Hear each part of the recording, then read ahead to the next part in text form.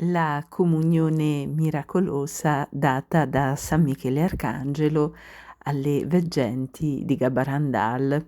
Salve a tutti carissimi, oggi voglio tornare a parlare di Garabandal, questo paesino della Spagna cantabrica. Il nome completo è San Sebastián de Gabarandal, in cui tra il 1961 e il 1965 la Vergine Santissima, San Michele Arcangelo e il Bambino Gesù sono apparsi a 4 bambine di età compresa tra gli 11 e i 12 anni.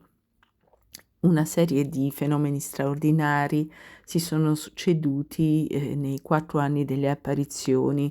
Uno di questi è stata la comunione che le bambine ricevevano direttamente da San Michele Arcangelo, il quale andava a prelevare le ostie nei tabernacoli del mondo, e si trattava di ostie consacrate. Poi portava queste ostie alle bambine e dava loro la comunione.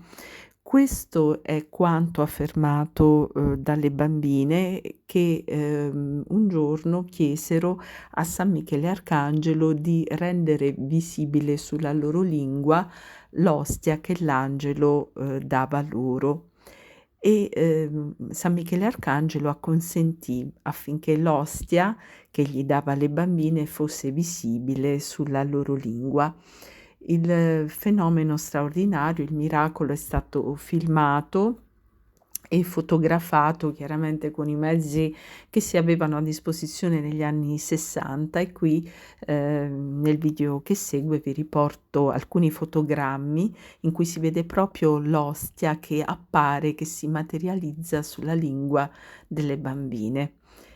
Vi rimando ai video che sono presenti sul canale per eventuali approfondimenti della storia di Garabandal, delle profezie relative al grande miracolo, all'avvertimento, a tutti i video di approfondimenti relativi a questo tema, che poi approfondiremo anche in altri video, e vi auguro una buona visione di queste immagini emozionanti e straordinarie.